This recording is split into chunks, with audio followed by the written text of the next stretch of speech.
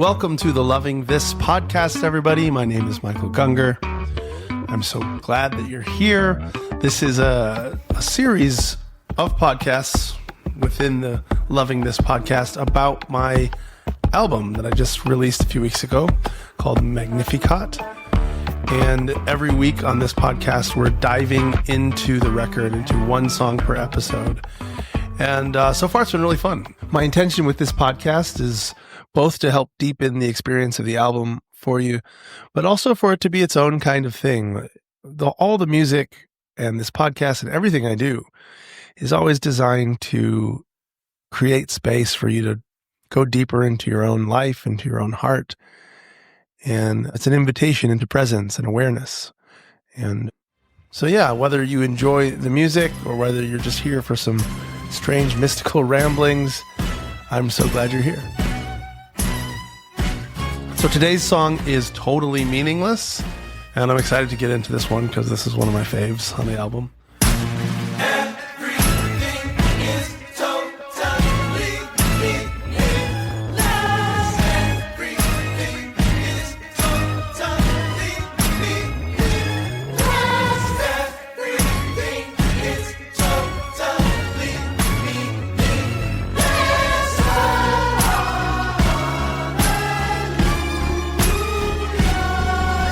Welcome to death. Welcome to the complete disappearance of any sense of control, any sense of anything meaning anything beyond what you want it to mean.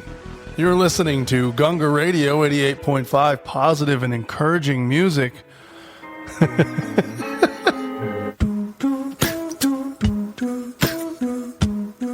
There's something about this song that for me really captures my heart and my view on life and my personality.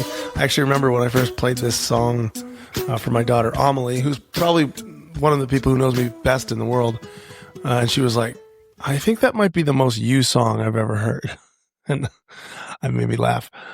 There's just something about the absurdity of singing something that sounds as dark as like everything is totally meaningless, but doing it with a full hurrah, like, you know, headbanging, yeah, everything's total, and then hallelujah.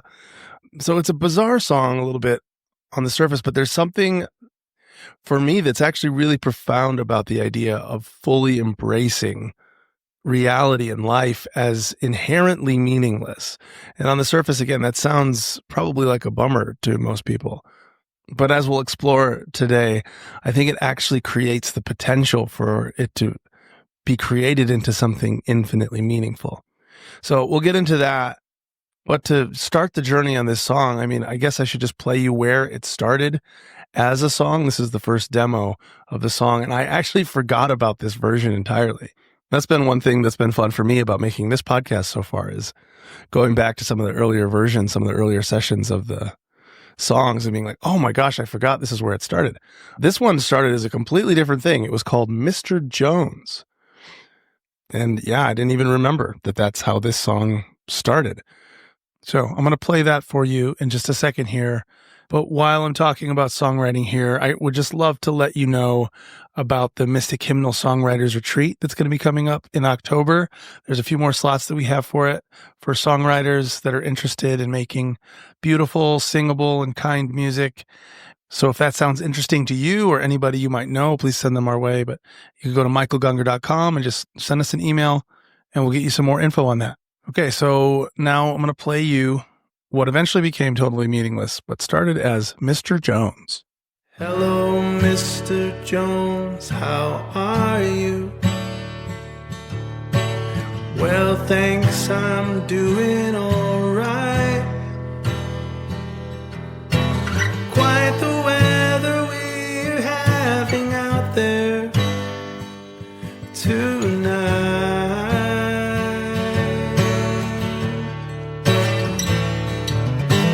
Hey there, Mr. Jones, you know what?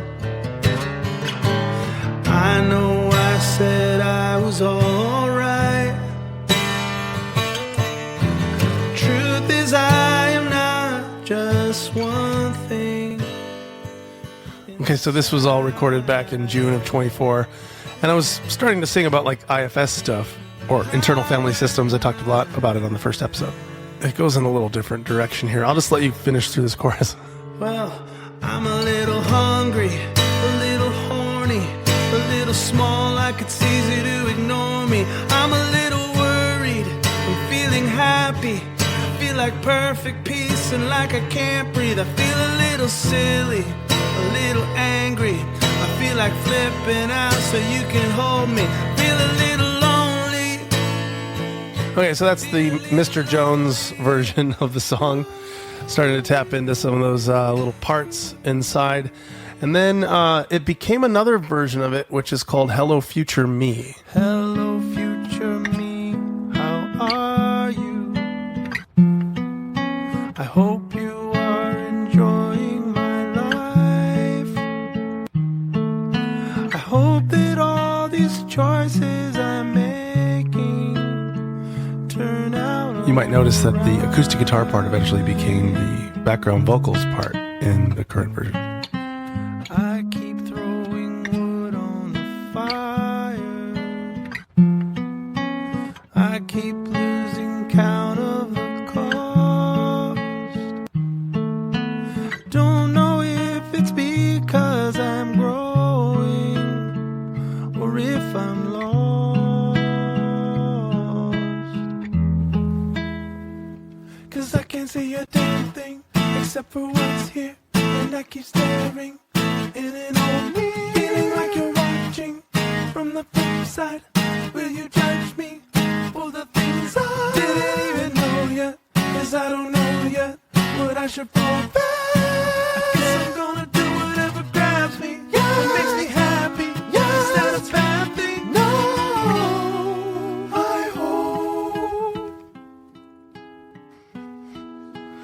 It's interesting for me to listen to this. I can tell that there were some early instincts that there needed to be contrast in it between kind of a fun and silly, but also like a little intense lyrically.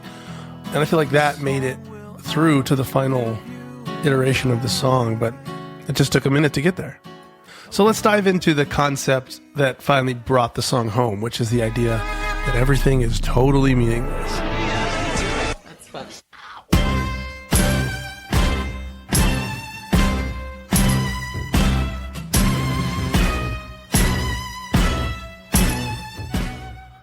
I think the reason that this feels like such a contrast to have this like driving energy that's saying everything is totally meaningless is because most of us equate a sense of meaninglessness with a sense of despondency or complacency, a sense of numbness, a disengagement from life. We tend to think of a phrase like everything is meaningless and feel like, yeah, what's the point? Why bother? And I think that's because we get so used to living our lives for the future that it completely takes over our whole model and worldview of what it even is to be alive. So much of what we spend our time and energy in our day doing is for tomorrow, right? We go to work so that tomorrow we get a paycheck. And then we go put the paycheck in the bank so that tomorrow we can buy groceries. And then we go to the grocery store so tomorrow we can cook food. And it just goes on. And our whole lives are sort of like preparing for some other thing. And that other thing ends up being our motivation for everything. It's our driving force for living. We're like, why would I do this if it didn't pay off tomorrow, right? Like, why would I eat healthy today if it didn't actually make me healthier tomorrow? Why would I go to the gym if it didn't actually make me healthier and stronger? Like, why go through the pain of it if it's totally meaningless? But here's the thing. There's a different way of living, of experiencing life that's not actually about tomorrow and not about yesterday, but just about this, just about itself, just about this present moment and the experience itself.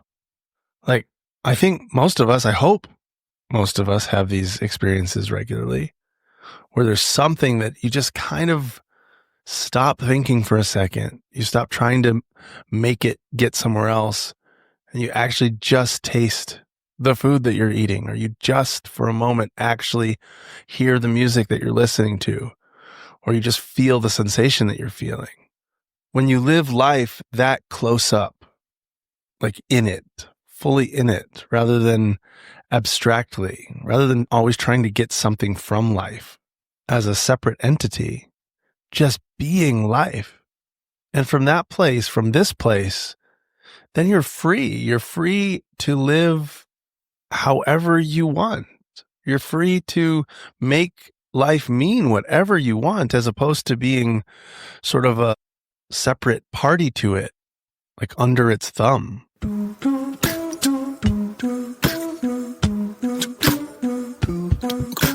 It's for these reasons that the epidemic of meaninglessness that I think our culture is facing, I think is actually more about sort of a faux nihilism than a complete one. It's like, actually, it doesn't go far enough into meaninglessness. It's almost like in this limbo space, like we're waiting on meaning to be able to be engaged with our lives. And if we can't find it, then we disengage. And so we're kind of stuck in this blah. But again, that's because we're waiting for meaning to be handed to us as though it's something outside, as though meaning is something that's intrinsic to life that we have to discover. And what we miss in that is how disempowering that is. That places us in the position of life happening to us or around us. And so then we better find the right answers. We better find what it actually means. And so then we become seekers of, what does this actually mean? And who are the actual authorities about this? Is it the Bible? Is it atheists? Is it my school? Is it my community? My friends? My parents? Who has the right answer here?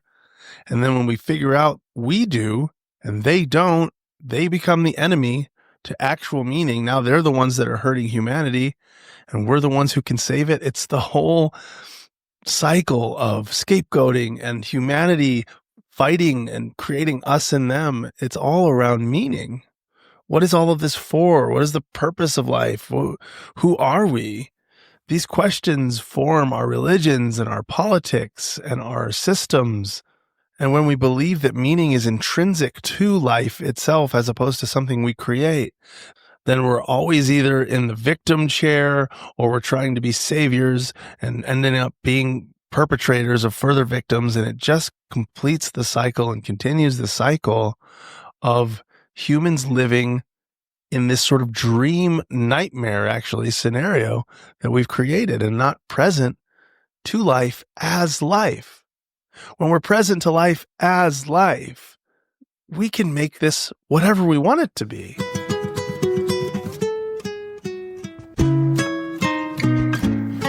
One metaphor that I think works really well for life is a dance. That life is more like a dance than like a business plan or something. When you're dancing, if you're enjoying a good dance, it's not about meaning. Like, imagine if you were going to go out to a dance floor and dance, and somebody told you, okay, listen, this dance, there's a very important message that you're going to need to communicate to everybody on the dance floor. You better make sure it's the right one. It's a life or death situation. Go. Like, how stressful is that? Wait, what am I supposed to communicate? That group over on that side of the dance floor wants you to communicate one thing, and this other group says, no, that's the worst thing you could possibly communicate. This is what you should communicate. And you're left like, I hope I picked the right thing, the right meaning to this dance. And then every move, you're like, wait, how do I communicate the meaning correctly? What a bummer of a dance. As compared to feeling your body, enjoying the movement of your body with the music. Like, what's the meaning of that? What's the meaning of a dance? In the same way, what's the meaning of how the light looks coming through the leaves? Or what's the meaning of all the sparkles on a lake when the sun hits it just right? You see all the little ripples of the water like looking like diamonds. What's the meaning of that? Well, it's meaningless. It's totally meaningless, but you can enjoy it and you can actually make it mean whatever you want it to mean. You could have the sparkles on the lake remind you every time that you see it of, I don't know, your diamond ring, your engagement ring. You can have it. You and your spouse have this thing that you always remember each other when you see the sparkles in the lake. Like, you can make it mean that if you want, but it doesn't inherently mean that. But that's what makes life so beautiful. If everybody just had to always think of engagement rings when they see sparkles, and everybody had to have the exact meaning of everything in life, what a boring existence. And even if that were possible and we could all arrive at the same meaning, if we think about what that would really look like and mean, it's still, that would be meaningless, because by the time you get to the meaning, okay, so everybody sees sparkles on a lake and thinks of a diamond ring. Okay, that's the meaning of the lake. But then what's the point of thinking of the diamond ring? What's the meaning of that? That's the nature of meaning that we lose sight of, is it doesn't ever arrive. You can't ever get to the end of, oh, this means that. Okay, settled. Great. You know, like if the meaning of life is to serve God, okay, what's the point? What's the meaning of serving God? Why does that mean anything? The question will never resolve. At some point, it just goes like, well, I don't know. I guess it's just for itself. It's just, that's it. So what if we just start there? Like with everything, like what if it's just all for itself? No inherent meaning, intrinsic meaning, no other place to get to, no tomorrow, no yesterday, just this. And just this is freedom. And so that's the invitation of this song. And it's the invitation that I think has been echoed even through those old words in Ecclesiastes, where the teacher reminds us that everything is meaningless. Because so many of us have suffered in sort of that faux nihilism or pseudo meaninglessness, where we are still thinking there should be meaning and we're still searching for meaning, but we can't find it. When we start losing some of the meaning-making constructs that have helped us keep going, it can feel very scary and very uncomfortable. And so what we try to do is back away from it. We try to go, oh no, it's starting to feel meaningless. I better somehow push that away and get back to having some semblance of meaning so that I can keep living my life. But the invitation of this song, and really of my whole life's work at this point, is to not repress it, not bypass it, but allow it to become the fullness of what it could be. To allow that burgeoning sense of, oh no, I'm losing meaning, to turn into what it can become when it's allowed to grow. And that's surrender. That's wonder. That's a full letting go, a dying of sorts. It reminds me of Dante's Inferno. You know, in the story of Dante's Inferno, there's an exit to hell, but it's not where you would think it is. Everyone wants to exit hell through the front doors where they came from, right? Like, oh no, let's get out of here through the edges. But in the story, the exit to hell is actually right in the middle of it. You got to go all the way into it. And that's the place where you can come free from it. And as you start to wander the gates of meaninglessness, like a lot of our culture has, it can be very uncomfortable. Because again, we live so much of our lives not for now, but for tomorrow. And if you're living for tomorrow, you need meaning. Otherwise, this is just not worth it. But that's not how children live. That's not how children play with each other. They don't play a game today with each other so that tomorrow they'll be more well-rounded children. They play because it's fun. In a way, a child lost in play, it's more like the play is just playing itself. The child can transform into this character and that character, and now the child is a tree, and now it's like the character doesn't become center, the play does. And in the same way, when the beliefs fall away that life needs to mean something intrinsically, that this better be for something else, otherwise it's not worth it. When that falls away and it just becomes for itself, life becomes breathtakingly beautiful as itself, for itself, for no other reason.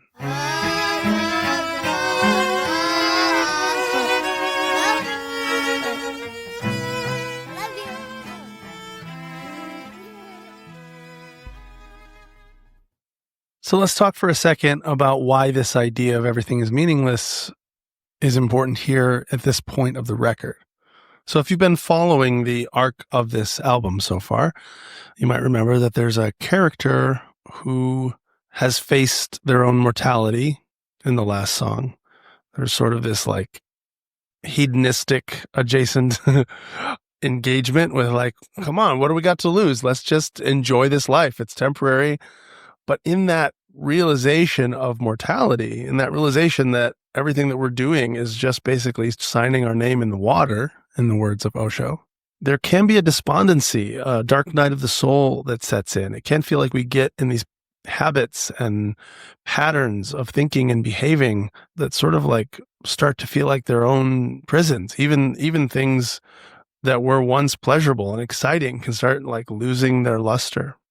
And that's where the character starts out at the beginning of this song. I wanted to let them kind of go through a little bit of life of living in this tension, like we all do as kids, like we develop patterns and habits, and we can just get into loops. And we start being conditioned by our family and our culture and our schools to think about tomorrow, to prepare for tomorrow, because it's a good tool to prepare for tomorrow, to use our imaginations to imagine a tomorrow when we'll have to figure out what to do then. And so we train to do this well.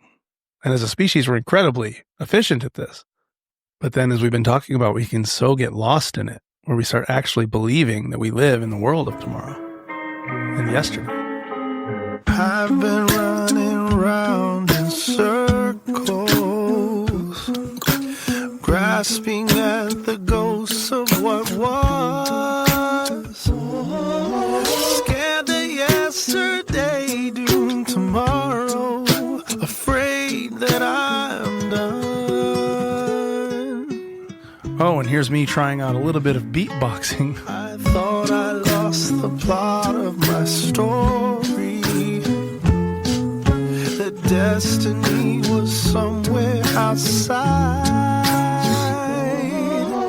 Then the grace of Ecclesiastes opened my eyes. And then towards the end of the verse, as maybe expected from what I was just talking about before, of like the way out of meaningless actually being the way in, the good news of Ecclesiastes comes forward and just reminds this character that in the best way possible, you're free to do what you want. So everything is totally meaningless, but I wanted it to be like energetic and fun and absurd.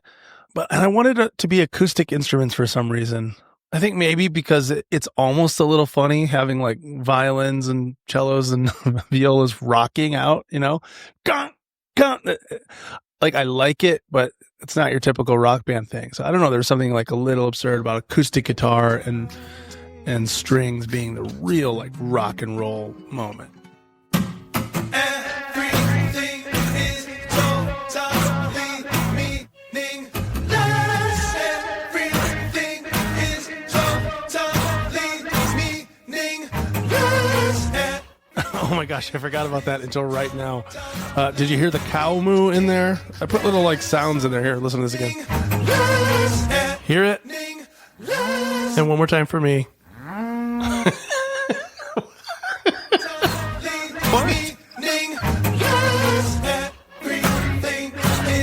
And then when we get to the bridge, for me, this is a real pivotal point. This bridge section, so it brings the strings that were kind of in this junk, junk, junk into like more normal string parts where it's like, composed. And I always feel like strings really are a heart instrument for me. And this is kind of like a sinking into the heart moment, because you can keep everything is meaningless just as like an idea, and it can feel kind of cold. But as that realization that everything is as it is and can be loved as it is sinks into the heart, there's the strings are represented to me like it's sinking down. We're feeling the love of that. But then it's not like a sentimental love so much just by itself. There's also like a playfulness about it to me. And so I wanted to introduce this other character, or the heart of the character, even the heart of the mystic comes in to the bridge here. And it's Lou, my daughter Lou. What? Hello? Who is the person on the cover of the album. If you haven't seen the album cover, I hope that you'll look at it. It's probably my favorite album cover. I'm biased because I'm in love with Lou, but she looks super cool. She's wearing these sunglasses, and to me, she's the representation of like inner child, the divine child that has fully embraced life as it is directly, not trying to make extra meaning about it. Lou's not living in tomorrow. She's not living in yesterday. She's just here. And so in the story of this character who's been sort of in these loops, what awakens again is this inner life, this child, this divine heart that just comes back to the moment again.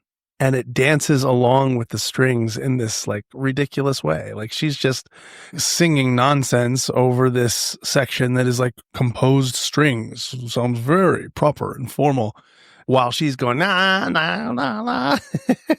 And there's something about that combination that is just the bullseye of what this album is for me, what my music is for me, and what life is for me at this point of my journey, where it's like, it's just play and somehow like heart-achingly beautiful together. It means nothing and it means everything somehow at the same time. Make it mean something.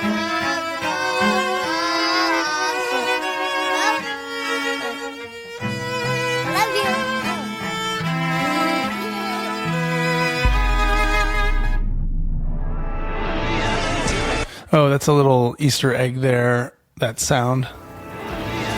That's the sound of all the tracks at the album playing at the same time. So just giving a little chaotic moment there. Maybe not the most pleasant sound, but that's another way of listening to the album. Okay, so then from here, it launches back into some big choruses. Originally, I had another verse here, but after living with it for a while, I didn't want to like go backwards in energy. Once that divine child heart had been awakened, I didn't want to kind of go back and talk about meaninglessness again. I just wanted to celebrate it. But I guess since this is the behind the scenes, I'll let you hear it. I recorded it. Might as well have somebody hear it at some point. So here's the original second verse that didn't make the cut. I used to hear those words as a downer. If it's all just this, then what is the point? But if we're free to make it mean what we want, then baby, it's your choice. Okay, a couple quick musical notes before we launch into just playing the song for you and calling this a podcast. There were a few moments that I really enjoyed making this song. One was with the string players. They did a phenomenal job at my friend Tyler Chester's studio here in LA, and another group of singers that got together at my friend Anna's house, engineered by Emily Capshaw, or Emily Apollo is her musical artist name. And we had some friends, some weird like Topanga hippie friends, sing some of those vocals and some of the fun sounds that you hear extra. Just everybody kind of having fun with this song. I always like keeping those when I can find little remnants to like leave in the music that don't detract but add. I always enjoy finding a way to capture some of the spirit of what it felt like in the room. And I can feel that on this song. I can feel that how fun it was to kind of sing with my friends. So yeah, as it comes into this like final section with the instrumental part and then the big final choruses, I'm imagining Lou dancing. I'd love to make a music video if I could someday with this, if I can find the money and the time, where Lou's just like going crazy dancing, and I would love all the characters to be like joining in with her and just full meaningless looking dancing, but alive. That's how Lou dances. Anyway, it's my favorite thing to watch. I love it so much. Okay, so I'm going to play the song for you. And that will be the end of the podcast. But before I play it, just one more thing. I'd just like to take a moment, take a breath, invite you into this moment as deeply as you can be here. Just notice what it looks like in your eyes right now, what it sounds like in your ears. Notice what your body feels like. And rather than seeing this moment, these perceptions and thoughts and sensations as a bridge to something else, like, ooh, maybe if I feel this, then I'll get to this other state or something. Like, what if you just let it be for itself for now? Each of these sensations complete in themselves. Every thought being its own gift. Not losing the gift by grabbing onto it, identifying with it, chasing it, but just really allowing it to come into the spaciousness of this moment. And that's the invitation of this song is, can we see with eyes that are a little bit more like a child? Can we experience life without straining so hard to be apart from life, to get something from life, or we keep distancing ourselves from it by trying to live in tomorrow? And of course, we have the actions that we take today that are intended to make our tomorrow better. But can we be even present to those actions in a smaller way? You know, like I use that example of going to the gym. Yeah, of course, we're going to the gym so that we're healthier tomorrow. But what is it like to actually feel your fingers even on the dumbbell, or, you know, to feel the pain of your muscles as they're contracting? Like, there's an interesting kind of pleasure that can happen even in that pain. Like, be more present, go smaller with it. Like, how small can you inhabit? Can you inhabit this very breath entirely? As you start doing that, you may notice that uncomfortable things come up, that there's other emotions that start coming up, and other thoughts that kind of like distract, because at first getting present to what is can be unpleasant. The reason we're not usually present to what is because it can be overwhelming to actually face the fullness of life. But can we find enough space? Can you slow down enough that might leave a little bit of extra space for you to feel whatever you're feeling, to feel the numbness, to feel the despondency, to feel the sense of lack, and then to let that grow and transmute and alchemize into whatever it wants to become. What does meaninglessness become when you allow it to fully go there, fully drop down to zero? What we find there is that zero becomes the infinite point as well. It's where we thought it was infinitely meaningless. It could be just as meaningfully said it's infinitely meaningful. That every single aspect of life is divine for itself. And with that, I'm going to play the entirety of the song for you now. And so thank you for being here. Thanks for listening. And a very special thanks to all the patrons, the people who make it possible for me to make music and these podcasts. So appreciate you all so much. And if you enjoyed this work, please consider supporting on Patreon for any amount. It really helps. Thank you.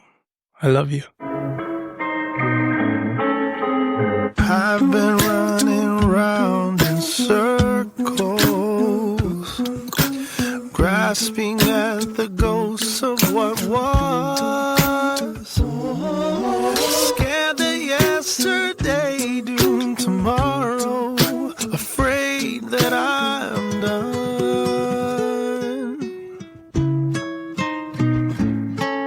I thought I lost the plot of my story, that destiny was somewhere outside. Then